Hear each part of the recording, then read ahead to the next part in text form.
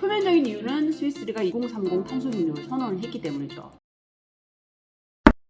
네, 여러분 안녕하세요. 지난주에도 제가 영상을 한 번 찍을 때는 예상하시겠죠? 용역의 마지막 결과물 발표가 있어가지고 바빠서 찍지를 못했습니다. 이번 주는 2개를 찍어보도록 노력하겠습니다. 오늘 얘기 드릴 거는요, 스위스3와 클라이목스가 $10,000,000어치의 탄소 포집 계약을 맺었다라는 내용이에요. 그래서 탄소 상세, 카본 오프셋이라고 하죠. 이 탄소 상세를 팔아서 뭐 돈 벌 수 있는 시대가 됐다, 이렇게 제가 앞에 기사 리드에 썼는데요. 그 클라이목스는 이전에도 한번 언급을 한 적이 있는데, 공기 중에 있는 이산화탄소를 직접 포집하는 그런 스타트업이고요. 이 클라이목스가 스위스에 본사가 있어요. 그리고 세계 최대의 재보험사죠. 스위스3가 10년치 탄소 상세 장기 구매 계약을 맺었습니다. 지난주에요. 그러니까 $10,000,000치니까 한 1,106억 원 정도의 규모고요. 클라이목스가 이제 이산화탄소를 포집을 하니까 탄소 제거하는 상세분이 생기잖아요. 얘를 스위스3한테 판매하고 스위스3는 그만큼의 내 탄소 제거를 인정받게 되는 그런 구조인 거죠. 클라이목스는 흔히 이산화탄소를 가지고 돌을 만드는 기업이다, 이렇게 불리고 있어요. DAC라고 하고 Direct Air Capture라고 해서 공기 중에 직접 이산화탄소를 포집을 하는 그런 기술 분야의 선도주자이고요. 그림을 보면 이렇게 쫙 흡입기가 있습니다. 그 흡입기를 가지고 공기를 빨아들인 다음에 필터를 이용해 가지고 이산화탄소만 포집을 하는 거예요. 이산화탄소를 포집해 갖고 이전에는 그걸 가지고 다시 뭐 활용을 하는 것을 했는데, 아이슬란드에 세워지는 그 공장은 아예 탄소를 가지고 지하 깊숙한 곳에 묻어두는 거죠. 그래서 안반층에다가 영구 보관을 한다라고 해가지고 뭐 탄산염 다시 돌을 만든다라는 거예요. 그래가지고 이 탄소 포집을 하는데 쓰이는 모든 에너지는 지열을 활용을 하는 거죠. 그러니까 이산화탄소를 만드는데 전혀 배출을 하지도 않고, 그리고 오히려 더 많이 걷어들이니까 탄소 네거티브 기술이라는 거죠.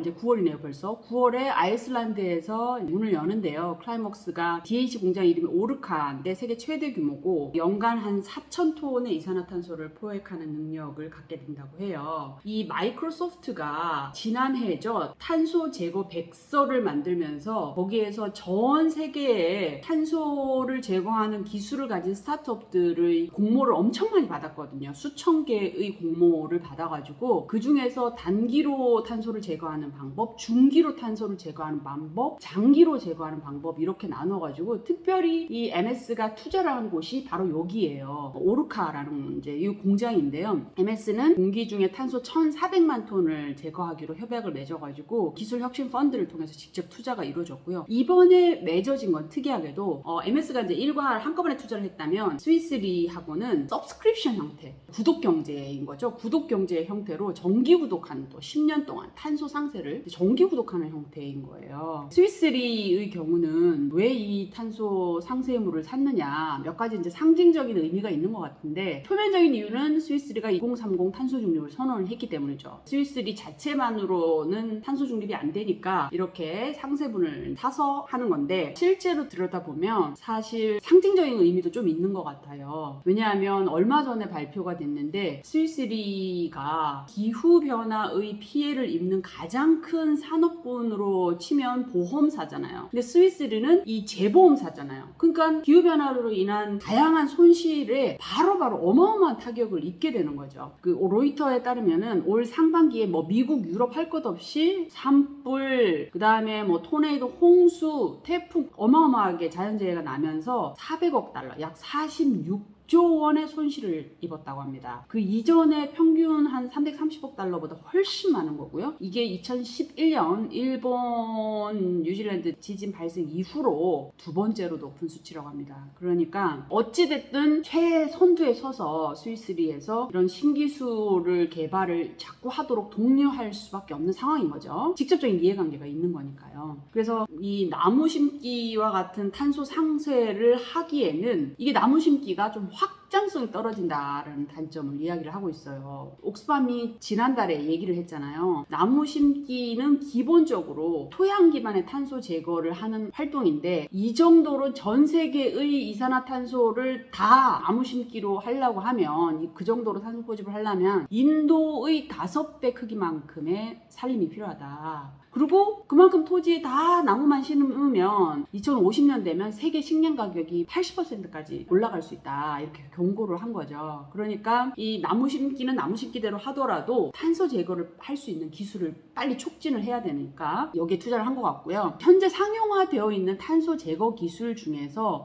이 부분이 가장 유망하기 때문에 투자를 했다라고 볼 수 있고, 이번 계약을 통해서 얼마나 많은 탄소가 제거될지 스위스리와 클라이목스가 구체적으로 밝히지는 않았어요. 이 탄소 포집, 공기 중의 DAC 기술의 가장 큰 단점이 뭐냐 하면 단가가 높은 거죠. 제거 비용이. 그래서 이 단가가 얼마인지도 사실 조금 애매모호한 입장을 보였다고 그래요. 근데 외신에 따르면 한 1톤당 수백억 달러에 이를 거다라는 추측이 있습니다. 그래서 클라이목스 같은 경우는 앞으로 이런 형태의 정기 구독자들이 많아지면 평균 단가가 높아질 거고 2030년이면 한 톤당 200달러 정도까지로 낮아질 거다라고 이야기를 했는데, 현재로서는 단가가 높은 게 좀 걸림돌이라고 하고요. 블룸버그에 따르면 풀리오 프리드만 컬럼비아대 수석 연구자의 이야기를 따서 DAC 기술이 아직은 상당히 기술적으로 높은 수준은 아니다라고 이야기를 했어요. 그래서 전 세계가 DAC 기술을 통해서 지금 현재 한 약 5,000톤 정도를 제거하는 능력을 현재로서는 가지고 있는데, 이것은 지금 평균 필요한 용량의 한 0.0004%밖에 안 된다는 거죠. 갈 길이 멀다라는 거죠. 걸음마 단계라는 겁니다. 그래서 클라이목스와 함께 캐나다에서 카본 엔지니어링이라는 곳도 대기 중에 탄소 포집으로 되게 유명한 곳이거든요. 국내에서도 저희 그 댓글에 왜 해외 사례만 소개를 하느냐 이런 얘기를 했는데, 사실 국내는 저희가 아직도 잘 모르기도 하고 외신을 통해서 많이 나오는데, 국내 기술 스타트업이라든지 이런 곳은 아직 언론에 제대로 많이 보도된 것도 없고, 상용화 되기까지 어느 정도의 과정을 거쳐야 되는 건지 아직 알려진 바가 많지 않아서 저희가